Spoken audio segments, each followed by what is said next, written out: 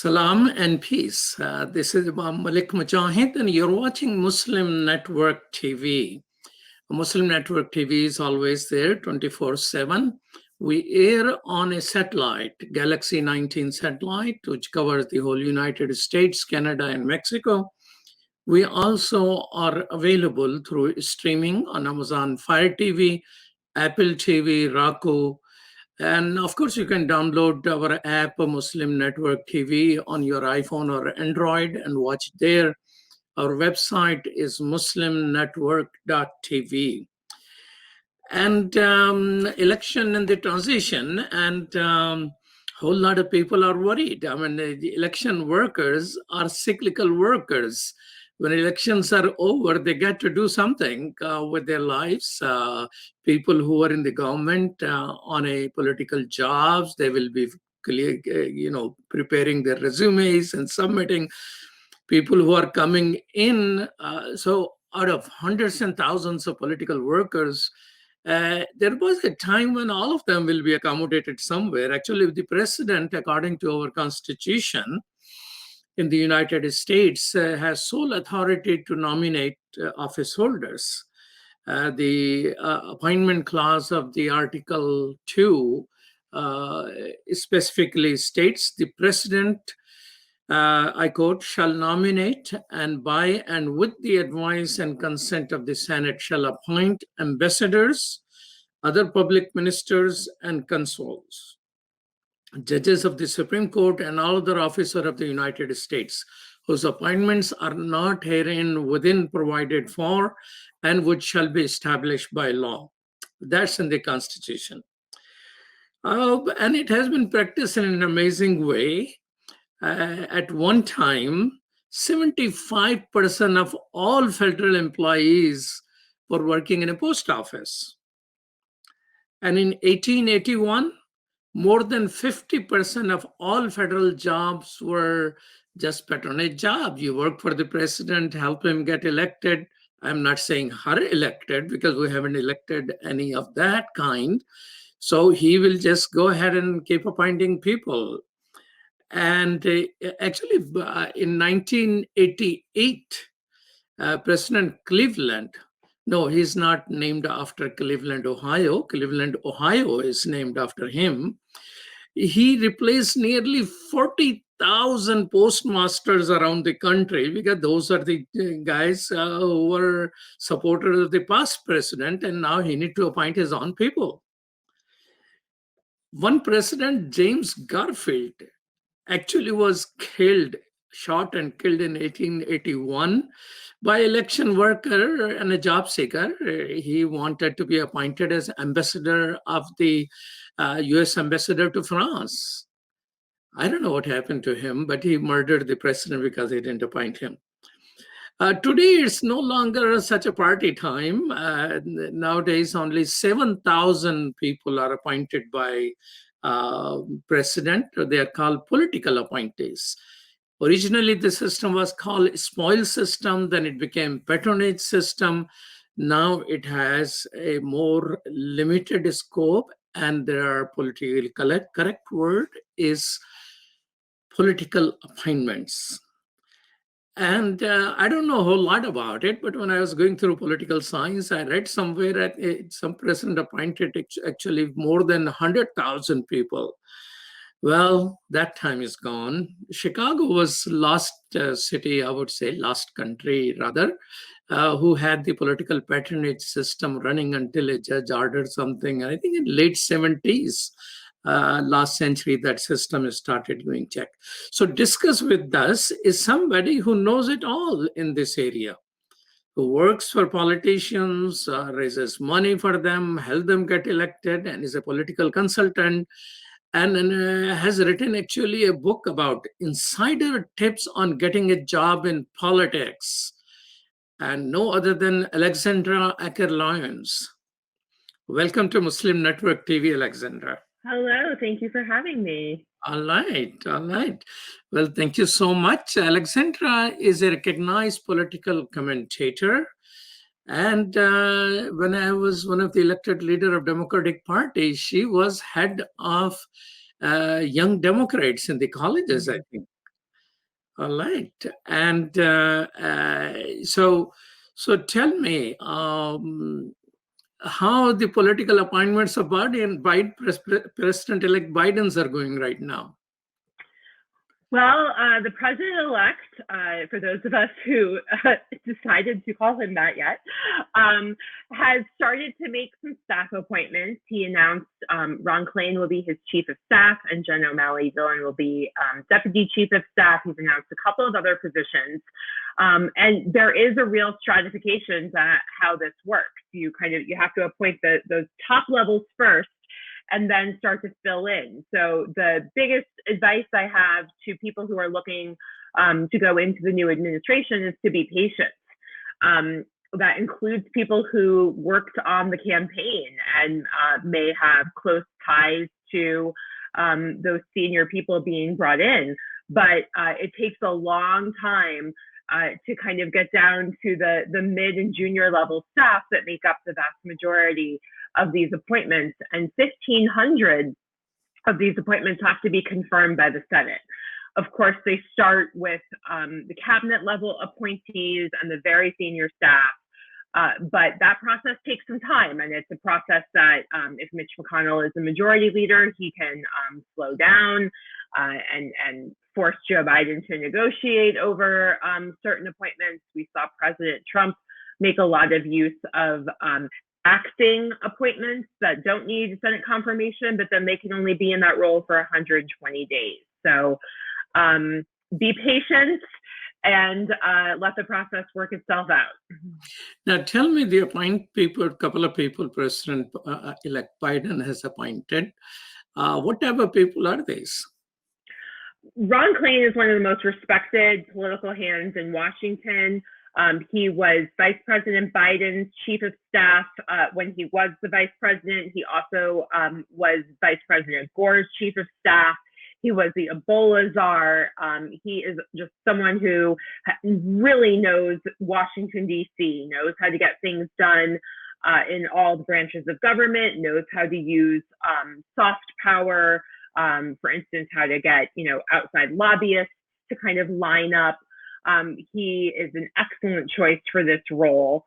Jen O'Malley-Dillon, who was Vice President Biden's campaign manager, is also an excellent choice. She is second to none in terms of being able to get vast organizations up and running. She's smart, she's savvy, and she has a very cool head under pressure, which is certainly a quality you need in the White House. He's also bringing in Cedric Richmond as a senior advisor.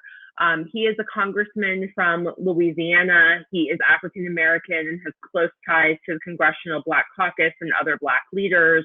And of course, it was Black voters who really propelled Joe Biden to the nomination and to this win. So that will be a very important voice to have in the circle as well. If the chief of his staff has worked for President Ford, he must be older than Biden then.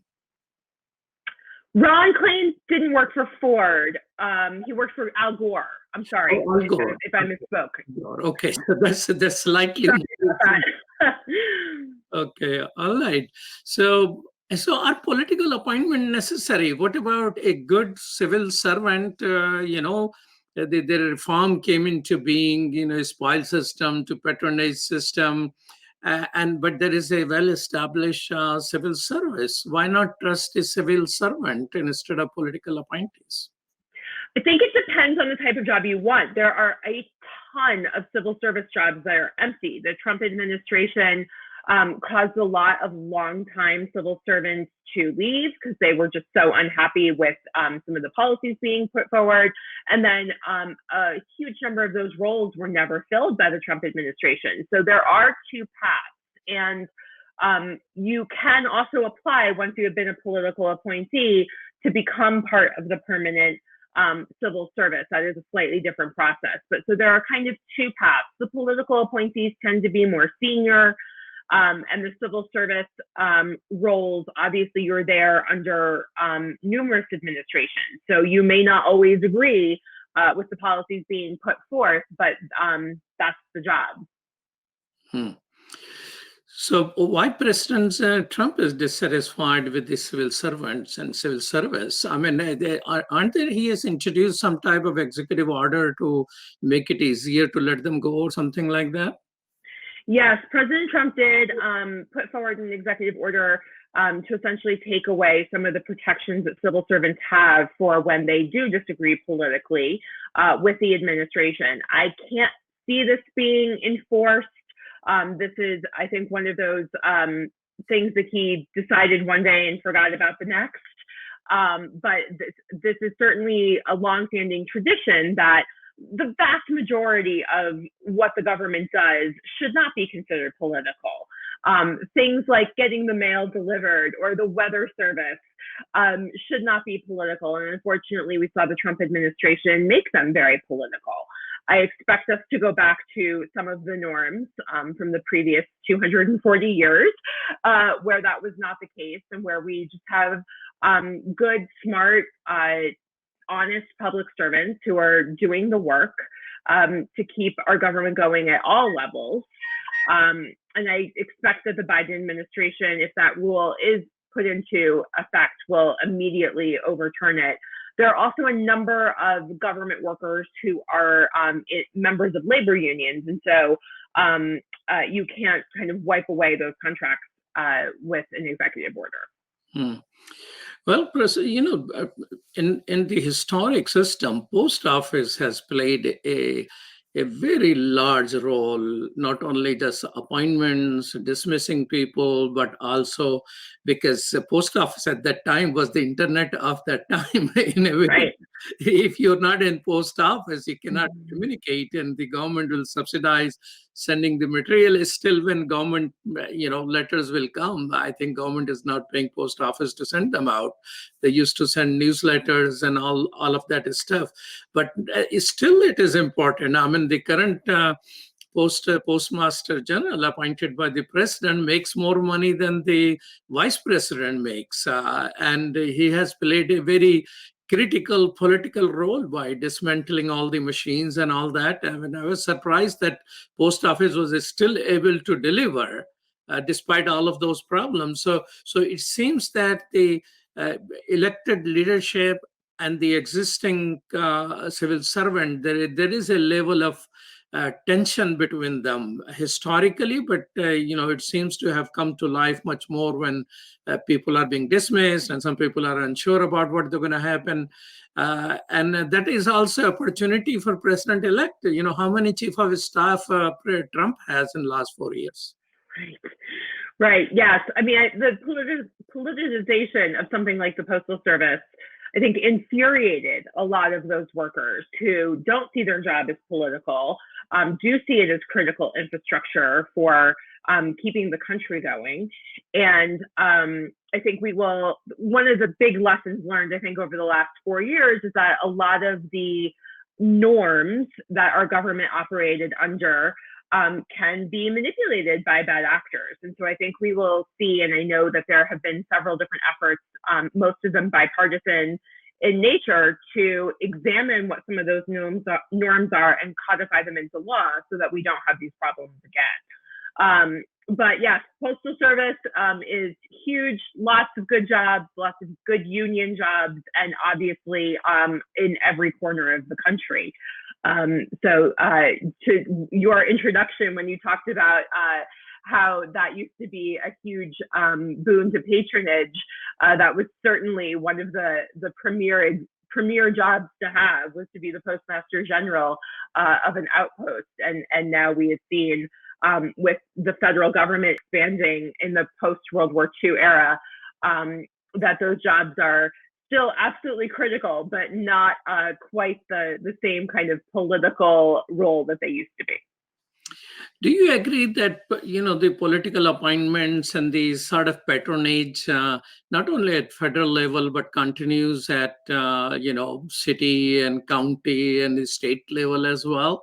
I mean, isn't this part of the accepted phenomena that you work for a campaign and then, you will get into administration and find some jobs?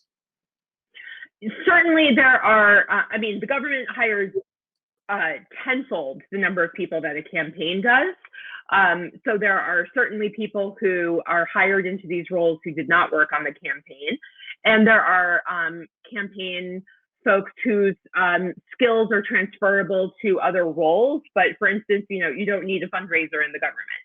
So there are different paths that people can take, but for sure, a lot of those, 25-year-olds who were field organizers in places like Florida and Arizona are all hoping that they get to immediately vault to their fancy West Wing job and be Josh Lyman like on the TV show The West Wing. That's certainly what I thought when I was 25. You're watching Muslim Network TV, and this is Imam Malik Mujahid talking with Alexandra Acker-Lyons, and we'll be right back after these messages.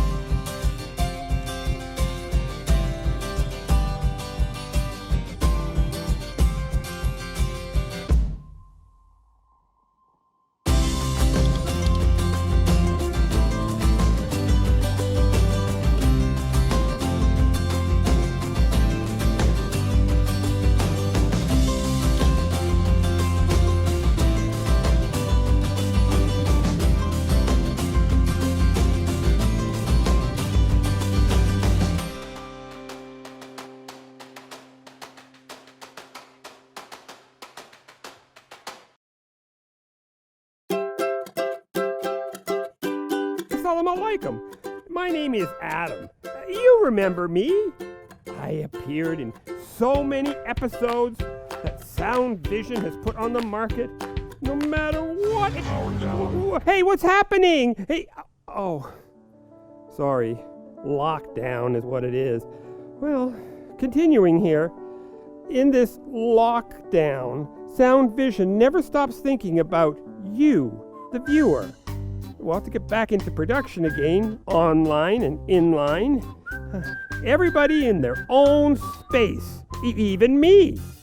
Although I'm stuck with Lanisa. Salam! Salam! Salam! I know, you were shocked too. Well, let me continue. This is what I was going to say. Salam! Salam! Salam! Cut! Finally, I get my own screen time again. Thank God. And so we invested in new equipment to bring you even better production with new songs and new singers and animations. Well, here are a few clips.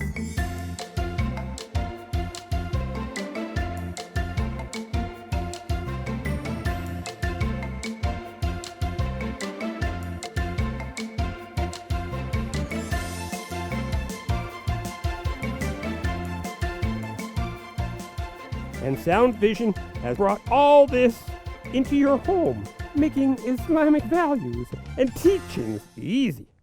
And if you know me, Adam, a multi-talented actor, well, sometimes I'm an actor and the reporter and the... Oh, that's enough. Let's move on to the next section. Well, you can watch these new episodes on our new app at www.adamsworldapp.com. We have previews happening every day on Muslim Network TV. Sound Vision has been serving generations, moving and changing with the times. We are all faithfully connected. That is a huge blessing. Your donation helps keep these programs available now and into the future. We take this job of helping tomorrow's Muslims today seriously, and you should too. Today, we need your help. children absorb and learn from everything they encounter. Make that wholesome, positive, grounded in our faith. Together, we can accomplish our goal of raising better Muslims, better neighbors, and better citizens. Please donate generously. It's an investment in our future.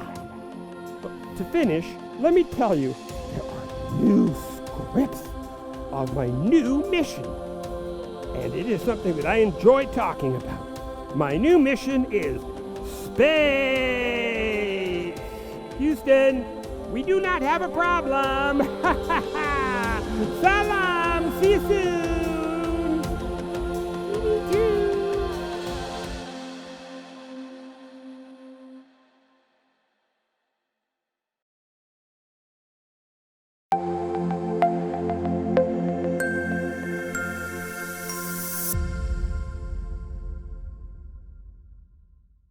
Welcome back to Muslim Network TV. This is Imam Malik Mujahid talking with Alexandra Acker-Lyons. Tell me, what is the size of political workers, say, who participated as a staff in the presidential campaign, or maybe in senatorial and congressional, in the federal campaigns? Any idea about the magnitude of this staff? It's in the tens of thousands for sure. Obviously, it was a little bit different this year because of COVID-19 and the Democratic Party doing primarily remote organizing. So there were people who were organizers for a battleground state who didn't live in that state and maybe never even stepped foot in it, which is certainly unusual. But presidential campaigns are usually around 10,000 staff. Some of them may be hourly. Some of them only come on for the last couple of weeks. And then kind of the further you go down the ballot, the smaller the staffs tend to be. Statewide races like a Senate campaign or a gubernatorial campaign, depending on the size of the state and the number of voters, may have hundreds or thousands of staff. And then, the size of the staff gets smaller depending on the number of voters that you have to talk to. So who are these people? What's the, for the absence of another word, what is the profile of these people? One is you, of course, but who are these people? It depends. I used to be one of those people. My husband used to be one of those people where you kind of hop around from campaign to campaign and job to job. It is an unstable lifestyle and paycheck, to be sure. But you either are doing it because this is the career path that you have chosen, and it's important to work on a lot of different campaigns and kind of move up. My book is called The Political Ladder because you move up the political ladder and get more responsibility with every job. And then there are people who are just really inspired by a specific candidate or a specific moment. We saw that with Barack Obama's campaign in 2008. Certainly the Trump campaign saw it this time around with people who just really believe in that candidacy and want to take some time off from their normal life and go work on a campaign for a few months. It is an incredibly rewarding experience. And I sometimes joke that it's like going to war because you have this very short, intense period of time. Sometimes you'll only work with someone for a month and they will be your friend for life because you have been in the trenches together. So so these people are mostly educated people, mostly young people. Is that true? Mostly young for sure, in part because of the lifestyle, in part because of the pay. But it does vary quite a bit. And for people who do this as a profession and move up through the ranks, and you go from being a field organizer to a regional field organizer to a field director to perhaps a campaign manager, that takes several cycles. Or you move up over the course of a presidential campaign. You start off junior and kind of work your way up with more responsibility. Education level varies, but yes, primarily college educated and increasingly more diverse. There have been a lot of efforts through organizations like Repower and Inclusive and the Arena and so many others to help make this a more stable career cycle, especially for lower income young people, people of color, to try to have more stability in between jobs so that this can be their chosen career path. So it is increased diversity in there.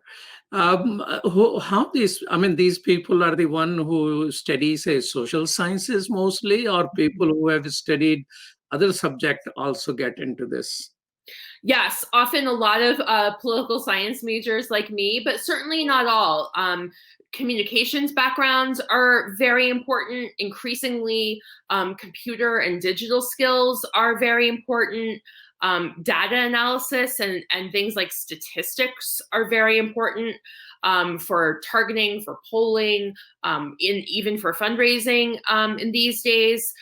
So generally, if you have a good attitude and are willing to learn, you can find a place in these campaigns, but having a little bit of prior knowledge of what to expect can be helpful. So are there people who train people to get into this, or once you get hired, then you get some training?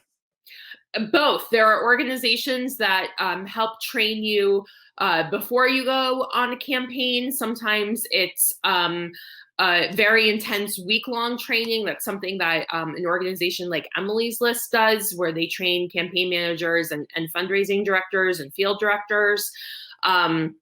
Often you have some experience, but are learning to gain additional skills. And then, yes, once you go on the campaign, kind of depending on your role, you are formally or informally mentored and trained on what to do.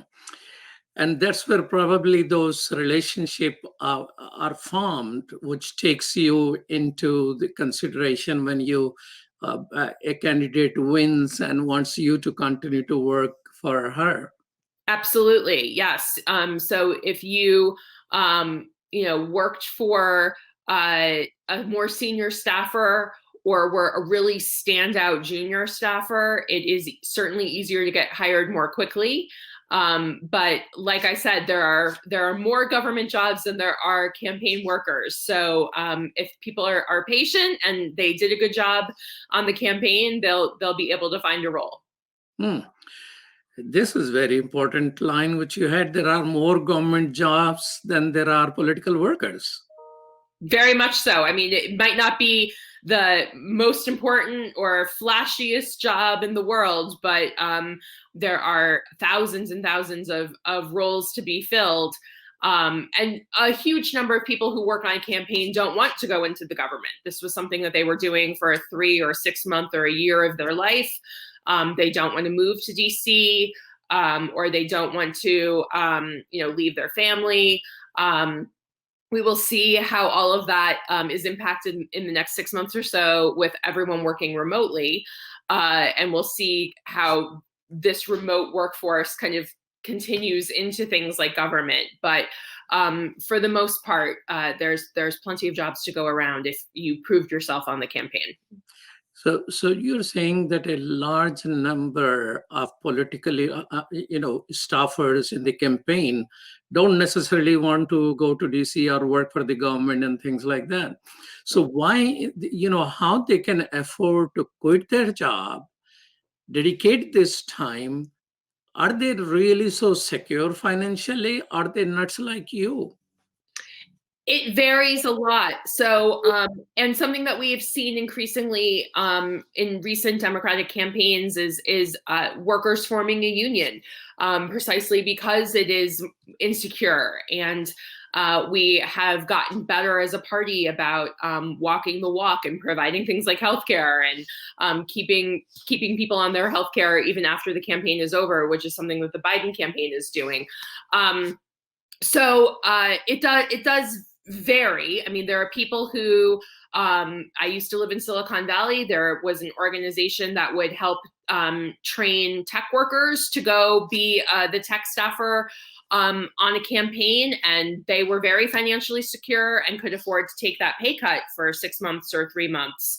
For a huge number of people, campaigns don't pay well, but they pay more than a service industry job. So you have to plan accordingly for periods of unemployment between campaigns. But one of the good things about this election cycle is that we're going immediately into a very competitive midterm election after redistricting and reapportionment. So there will be an even higher number of very competitive elections in 2022. And so a lot of people who worked on this campaign might take a couple of months off if they don't want to go into the federal government or another government role. Those elections will start to staff up in the coming months. So that's fascinating. I mean, this is how these people, political, electoral workers, how do they communicate? Do they have their own group chat systems and WhatsApp systems? How they talk to each other? How they work? There are always kind of post-campaign email listservs, and that's how a lot of job notices and things get passed around. I am sure that there are all kinds of other forms of communication that I, as a 42-year-old, am not familiar with, and certainly WhatsApp threads and text threads, but there's usually something formal that the campaign sets up to be able to communicate with staff after the campaign. And then, of course, there are informal communication channels as well. So before the election, in the primaries, when there were so many presidential candidates, if Biden has about 10,000 staff working for him, how many all these presidential candidates, small and the large? I mean, do they have staff in say 200-300 or larger? Yes, a lot of primary campaign staffers did eventually go over to the Biden campaign or went to some of the organizations that kind of exist around the campaign. So the 501c4 organizations or super PACs or consulting firms that are working maybe not only on the presidential campaign, but on down ballot races as well. So there is this large ecosystem where the Biden campaign was kind of not the only game in town. And some of those folks are hired seasonally just for the election cycle, and some of them are brought on in a more permanent basis, and it just kind of varies depending on what the role is. But like I said, because we're heading into this competitive midterm, the lull between that will be shorter than it has been in the past. Tell me this, what is more important, relationship, connections, or that you have bundled a whole lot of money? Oh, I definitely think relationships. And, I didn't come from a politically connected family or a wealthy family. And I just kind of went out there and tried to meet as many people as possible, and was very diligent in keeping track of my contacts and keeping in touch with people year after year. And that has proven to be incredibly helpful. Not only for me, it's the advice I always give people. Certainly if you have donated or raised a lot of money for the campaign, that is nice and helpful, and they look kindly on it, but there are many, many more ways to be helpful than that. And obviously as a young person, unless you come from a wealthy family, that's not going to be your entry point. You're going to have to go do the work and prove yourself. But that's true for the bundlers as well. There are plenty of wealthy people who are sometimes more trouble than they're worth in terms of what they give versus the headaches that they cause. Well, I heard that, of course, some president got shot because somebody wanted to become ambassador of France, and he didn't make him the ambassador of France. But I heard that if you have bundled about $1 million, you can get, some type of small ambassadorial appointment, because ambassadors are either career diplomats or they're political appointees. So is there some truth to that? There is some truth to that. Unfortunately, I think it's a terrible way to appoint ambassadors, but it's also unfortunately the case that when you are an ambassador, part of your job is throwing parties, and your budget isn't necessarily very big for that. And so they do kind of look to wealthier folks to fill some of those roles because they can supplement their income and their budget. It's something that I hope we'll see less of in a Biden administration. It's something that we saw somewhat less of under the Obama administration. And certainly there are some people who are bundlers because they want something in return, and there are some people who are bundlers just for the good of the cause. And there's politics in every job and in every industry, but of course there's a lot of politics in politics. That is so true. Everywhere human beings are, there is some politics about power, and in politics, definitely it's all politics, right? You're watching Muslim Network TV. This is Imam Malik Mujahid talking with Alexandra Acker-Lyons, and we'll be right back after these messages.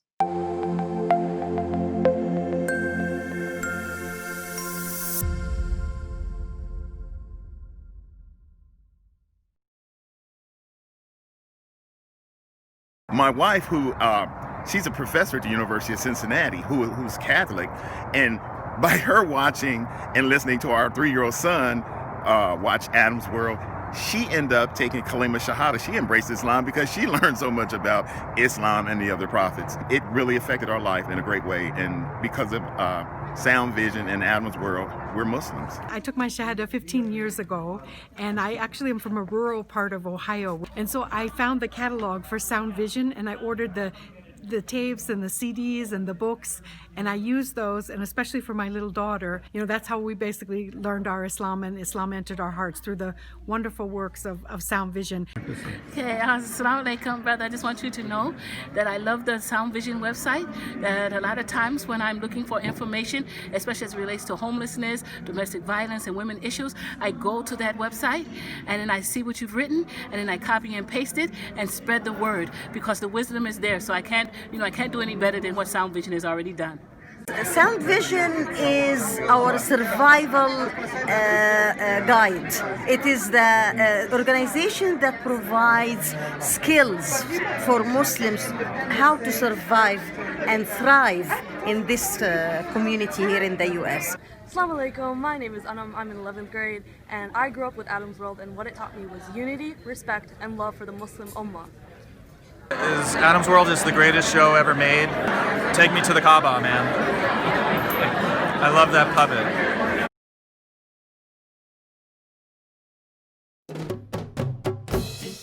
Assalamu alaikum. Open up your eyes. Assalamu alaikum everyone, it's your brother Zain Bika from South Africa. One of the first educational programs ever produced for Muslim children was the ever popular Adam's World series. The colorful and comical Muslim puppets stole the heart of a generation. Sound Vision will be releasing brand new episodes of Adam's World with the launch of a Adam's World app. Subscribers will enjoy new Adam's World episodes as they are released, as well as all the classic episodes of Adam's World. So visit adamsworldapp.com now to learn more, subscribe, and enjoy new adventures of Adam and his friends. And let's keep helping tomorrow's Muslims today. Assalamu alaikum. Adam's World. Believe me, there's a lot to see. Bismillah. Let's explore.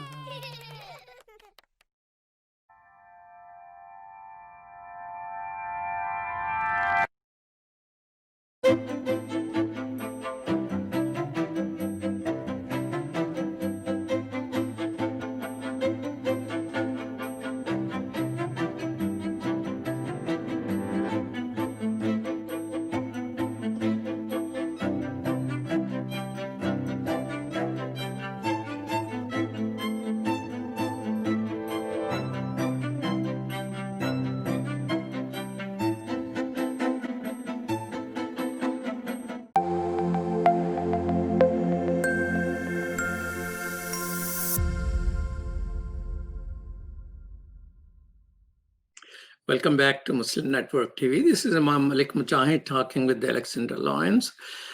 Tell me, why did you decide to write that book about?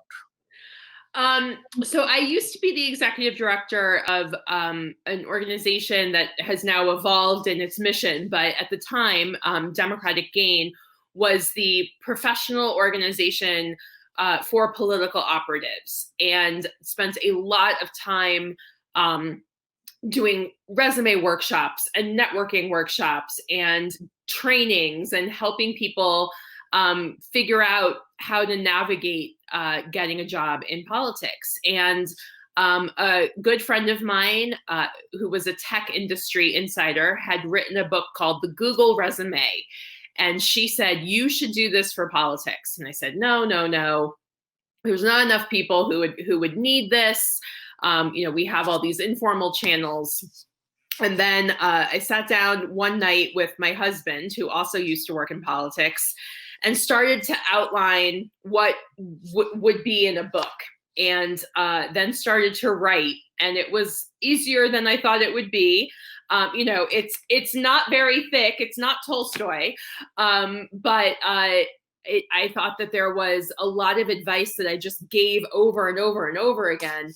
And it would be easier to just kind of point people in one direction. This was back in 2011. And so, times have changed, and now I could just kind of make a Medium post and tell the world. But a number of people have told me that it's been helpful to them, and I certainly didn't write it to make any money. It's always on sales, and I'm happy to give them away because I just want people to be able to have the advice and feel like they can get a handle on this, and not feel like they have to be wealthy or be well connected in order to break into this industry. There used to be something called plum books, but what is a plum book? The plum book is the list of political appointees that the president has to make. And it is really the guide, essentially, for people who are looking to go into the administration. It will kind of tell you not only what jobs are available, but what department they fall under, what part of the administration, who they report to, so that you're able to kind of get a sense of where your experience falls in. But yes, that's on the Government Services Administration website, or you can just Google Plum Book. Generally, incoming administrations set up kind of a clearinghouse website for you to apply generally to these jobs without having to get too specific. You can kind of indicate which department or which areas of expertise you have, so that you're considered for a number of different roles and not just one of those 4,000 listed in the Plum Book. And the Biden administration has indicated that this is also how they will do it. And so you kind of have to work your inside game and your outside game. So you need to go through the formal channels of applying, and then work your contacts and work your relationships, and tell people who might have more experience or more connections than you what types of roles you're interested in, and just be very persistent. So are there, so Plum Book is not out for this year, and Biden administration hasn't come up with a website either, it seems like. The Plum Book is pretty consistent from administration to administration, but no, I have not seen the job application website up for the Biden transition yet. You should, if people are interested in working for the Biden administration, they should regularly check the transition website. They also have a transition Twitter account that is helpful for that kind of information. But they probably are not able to formally launch that until the GSA says that he is the president-elect and the formal transition begins, which unfortunately is being delayed for political reasons now. Wow. So it will come, and they will have a shorter time to go through. Probably these people who have connection and relationships, they are probably already submitting their resumes, don't you think? Very much so. And that is something people should do. You should be updating your resume and sending it out, and then the formal process will follow. And we'll put the link for your book up there. So it will, hopefully that will be Now, give me some lessons which your book has for people who aspire to work for the government. I mean, public service, in my view, is a very big responsibility. I mean, one should be very humble and prepare and seek God's help to serve people. Serving people is a beautiful thing to do. I don't know if the government jobs provide more or less as compared to corporate jobs, probably provide less. But it's a service. People need to aspire to serve, not to make money there. Right. But what are your tips if people are motivated to serve? What they should do? Yeah, all of the things you just said are absolutely true. You do need to be very humble. You're likely not going to be, setting foreign policy as a junior staffer in the Department of Agriculture. So, but the most important thing is to have a good attitude and to go in being willing to serve, willing to learn, willing to listen, and understanding your role. And I think it is a distraction that some people have come to diminish the role that these government workers play, both civil servants, career civil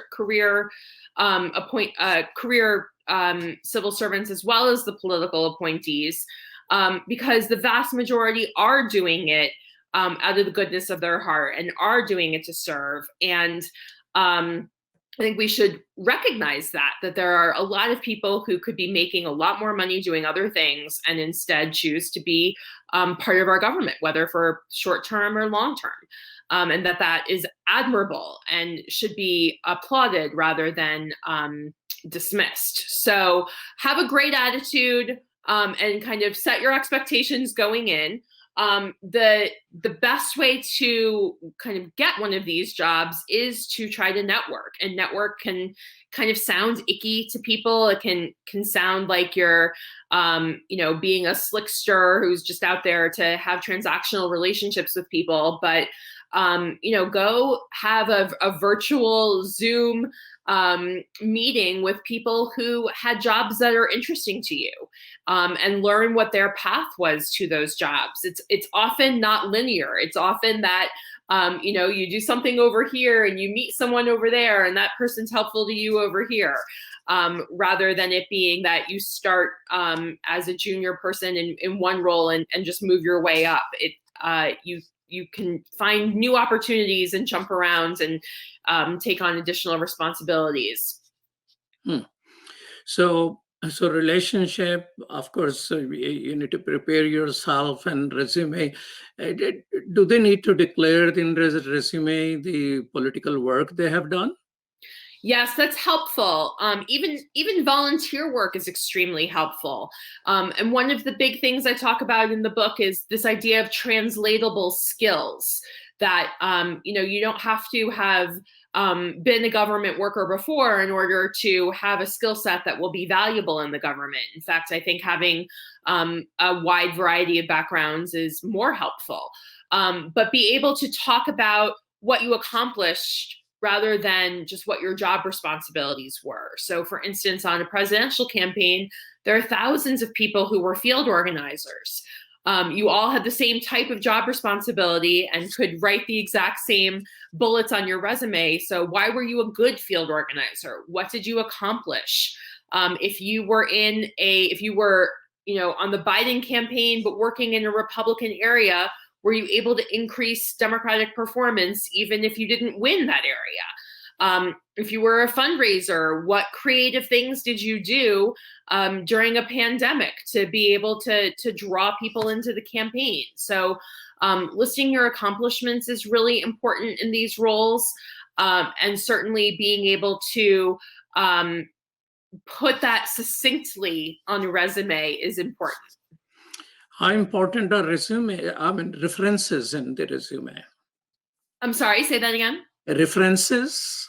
References. I usually don't list references on my resume. I have them available, and think about who is the right reference for this job. You may have a list of 5 or 6 references who will say nice things about you, but who are the 2 or 3 who can speak to this particular role, or maybe who know someone who might be involved in the hiring process. I joke also that LinkedIn is the best spy tool we ever created for finding a job.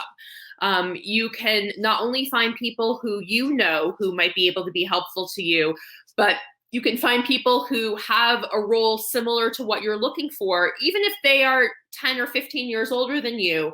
You can kind of look at what their career path was. Even the busiest person has some time to be able to help someone coming up. I had so many people early on in my career who would take me out for coffee and give me half an hour of advice, and I could ask the silly questions. And almost everyone is willing to do that because we had people do that for us. So you have to kind of pass that baton on as you move up in your career and help out people just coming up, but they're willing to help if you ask for it. So if someone is watching and they're interested in public service, they have resumes ready, references are available, but there is no place for them to submit their resumes. Not yet. There will be. And then also think about state government. Think about that infrastructure and ecosystem that is around government of think tanks, consulting firms, advocacy organizations. If there's an issue that you're passionate about, going to work for an organization outside the government might actually get you the right kind of experience and the right kind of connections to then go into government and influence the policy more directly. So there's a lot of ways to be helpful other than the kind of traditional government path. Now, when they announce the website, is it going to be a news or it will just go in among the staffers? I'm sure it will be publicly announced. I'm not sure that it'll be, a media story. But again, that the Biden transition website will be very helpful to people in looking for that kind of announcement or that news. Let's talk a little bit about, Democratic Party has gone all the way. I heard that its bylaws require each delegation to be balanced with minorities and to inclusivity and diversity. But Trump has been successful in increasing the voter share in the minority. What he has done to be successful to increase the minority share, which essentially used to be realm of Democratic Party. Yeah. He increased it nominally. I mean, he went from about 8% support among African Americans to 11 or 12% support. One thing too is exit polls are notoriously unreliable. So we do need to wait a few months to get the actual data back to see. But he spent a lot of money and a lot of time targeting primarily young African-American men and young Latino men in trying to, again, tinker around the edges of that vote share. And sometimes it was in the hopes of not necessarily getting them to support Trump, but getting them to dislike Democrats. So, to his credit, he did pass criminal justice reform. It didn't go far enough as Democrats would have liked, but it was something. And he spent a lot of time communicating about what those reforms did to, in particular, young Black men who are often, those that find themselves in the criminal justice reform, in the criminal justice system, rather. Spent a lot of time communicating with Latino voters of Cuban and Venezuelan and other Central American countries, descent in Florida, with a anti-socialism message that clearly worked because he was able to significantly increase his vote share in Miami-Dade. I think there is an element with some young men who like that he's brash, who like that he's not a typical politician, and respond to that over policy disagreements that they may have. So it's certainly something that Democrats are talking about a lot. internally and about how we bring those voters back. Now, among the Muslim voters, I mean, I checked the Associated Press exit poll, also CARE, which is a Muslim organization nationally, their poll, exit poll, but also someone who did a survey earlier in the year, in March and April, when primaries were still ongoing. And he doubled, by all account, all three surveys. I mean, Muslim support for him was about 14-15%, and this time 35%. And this is the guy who came up with the Muslim ban and has things to say, just like about all Latinos are rapists and all Muslims are this, and the countries defining them with the S word and all of that. It's just amazing how he was able to do that. And I have difficulty understanding, but tell me this, the same groups who have come up with these surveys, a couple of them say that Muslim political activism has increased. Mm-hmm. What is your observation? When did you start in political work? And if you compare at that time Muslim participation of people which you know, of course, your personal experience as compared to now, has Muslim political activism increased? I have certainly seen it increase. So I started in politics. I was a volunteer in '96, and then my first part-time paid job while I was still in college was in 1998. And in 2000 and 2004, especially 2004, when I was working on John Kerry's presidential campaign, we primarily talked about Muslim voters through the lens of Michigan.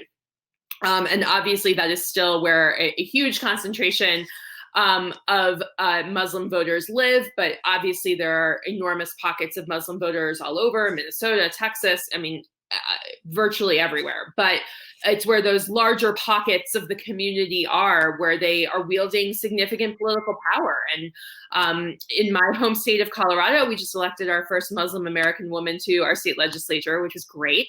And we've certainly seen with the increasing profile of, Representative Omar and Representative Tlaib really being able to bring attention to the community. And I think that it's absolutely terrific. I love that the two Muslim members of Congress are both young women. And obviously also Keith Ellison being in statewide office in Minnesota being huge. So it's something that I think we've really seen the community start to come into their own as a political force and see that exist outside of just the traditional, Dearborn, Michigan example. But one thing that is also really interesting that I've seen wearing kind of my fundraising hat is seeing more Muslim American political donors and political bundlers on both sides. And I do think the increase in support from President Trump is interesting. I'll want to kind of dive into that data and see both nation of origin, how many generations a voter has been in the United States, whether or not they're a small business owner. All of those factors, I think, will influence a voter, and I think that that's something we're also seeing in the Latino community. The longer a voter has been in the States, whether it's that they themselves are older and have been here their whole life, or their family has been here for several generations, that identity as an immigrant becomes less of a factor in their vote. So this is something we'll certainly start diving into once we start getting the actual voter file data back. Well, thank you so much. Thank you so much for being with us. Fascinating conversation. Alexandra Acker-Lyons is a recognized political commentator and the author of The Political Ladder. If you are looking to climb that ladder, that information will be available there. So thank you so much. Thank you for having me. Yeah, and thank you, Sherdil Khan, our producer, and Dr. Abdul Wahid for producing today's show. You have been watching Muslim Network TV. We are 24/7 airing on Galaxy 19 satellite, And of course, you can watch our live stream on Apple TV, Amazon Fire TV, Roku, and your own cell phone by downloading our app, Muslim Network TV. And our website is also muslimnetwork.tv. Peace. Salam.